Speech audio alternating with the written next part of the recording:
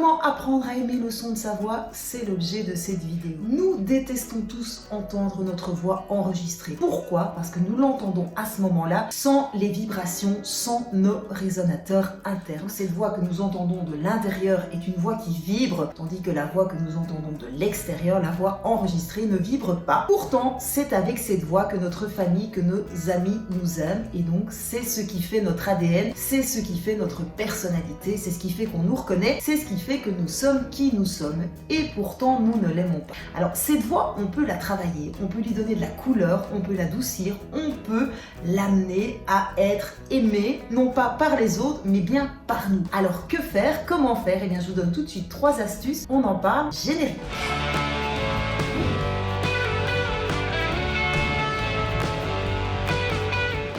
Bonjour et bienvenue dans une nouvelle vidéo consacrée à des prises de parole plus impactantes. Je m'appelle Sabine, je suis productrice d'événements, de conférences et mon dada à moi, c'est de faire sauter toutes les croyances bloquantes et limitantes qui vous empêchent de parler. Et aujourd'hui, on va parler de votre voix, parce qu'on sait que si on aime sa voix, eh bien on se sent automatiquement plus en confiance et on est par conséquent plus charismatique. Alors je vais vous faire travailler et je vais vous inviter à prendre votre smartphone, votre téléphone portable avec une application d'enregistrement et à prendre un bic et une feuille de papier. Alors je vais vous inviter à prendre un livre, à prendre n'importe quelle page de ce livre et à lire une page pendant une durée minimum de 1 minute. Et petite astuce, eh bien, je vous invite à vous enregistrer non pas avec votre dictaphone, mais bien avec votre vidéo, donc avec votre appareil photo en mode vidéo.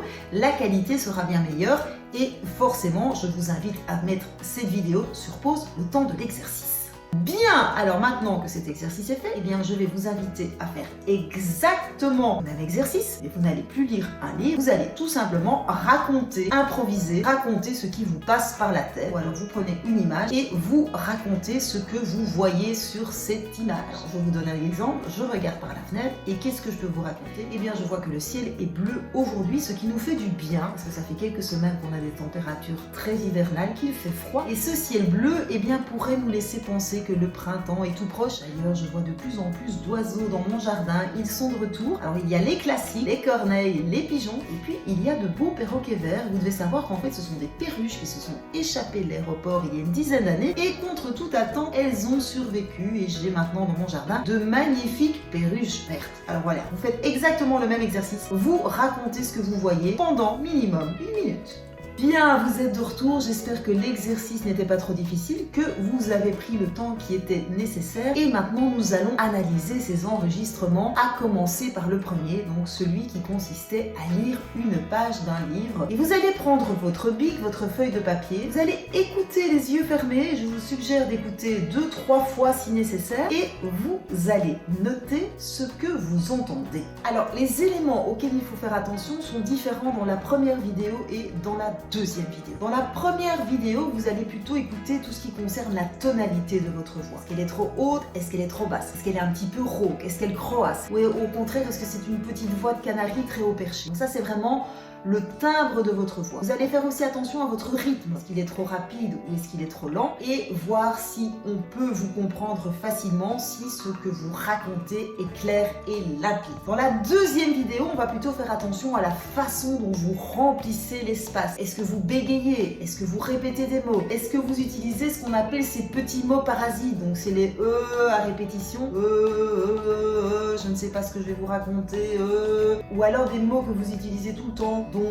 Donc, et donc je vais vous parler de ceci, et donc je vais vous parler de cela, et donc repérez tous ces petits mots qui reviennent tout le temps et qui peuvent irriter votre audience, force de les répéter. Alors ici aussi vous allez écouter si vous êtes bien compréhensible, si vous articulez bien, si vous n'êtes pas trop monotone, si c'est agréable de vous écouter et si vous êtes audible, c'est-à-dire si on vous comprend bien. Alors important aussi, si vous avez du mal à vous évaluer, donc si quand vous vous écoutez vous avez du mal à trouver ce qu'il faut améliorer, bien je vous suggère de soumettre les enregistrements à un ami, à un collègue, à quelqu'un de votre famille ou tout simplement à un coach vocal qui lui va aussi donner son interprétation. Alors je vous invite toujours à demander un feedback bienveillant, c'est un feedback qui est gentil, qui ne va pas casser pour casser et qui surtout ne va pas parler en point négatif mais bien en point d'amélioration. Pourquoi est-ce intéressant d'avoir l'avis de quelqu'un d'autre? Eh bien c'est souvent que nous n'avons pas les yeux en face des trous, donc nous allons nous concentrer sur quelque chose qui nous irrite alors qu'en fait peut-être que ça n'irrite personne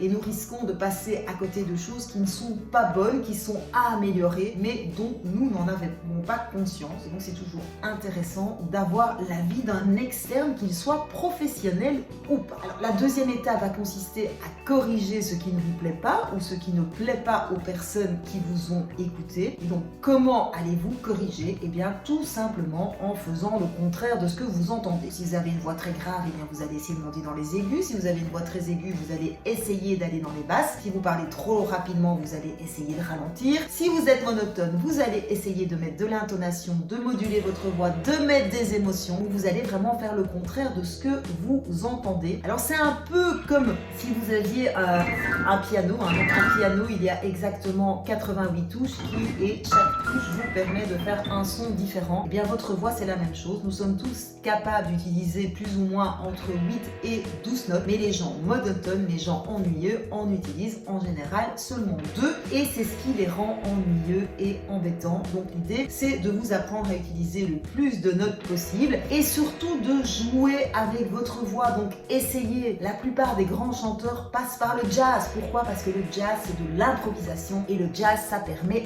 d'essayer des choses et en fait rien n'est jamais bon ou mauvais avec le jazz, c'est tout simplement joli ou pas joli. On peut faire un peu tout ce qu'on veut avec sa voix quand on fait du jazz. Et bien l'idée ici c'est vraiment de faire le contraire de ce que vous entendez et comme je le dis toujours, et bien exagérer parce que c'est quand on exagère à la maison et bien que ça devient correct quand on est à l'extérieur. La troisième chose, c'est de vraiment bien faire attention à votre respiration, c'est-à-dire de respirer régulièrement quand vous parlez. Pourquoi? C'est ce flux d'air qui va passer dans vos cordes vocales qui va faire que votre voix ne va pas se fatiguer et qui va faire que vous allez parler distinctement. Alors je vais vous donner un exemple. Eh bien imaginons que je commence à vous parler, je vous fais mon explication, je vous explique cette vidéo et j'oublie de respirer, je continue à parler, et puis à un moment donné, et bien voilà, vous avez vu, à un moment donné, ma voix se bloque complètement, elle devient rauque.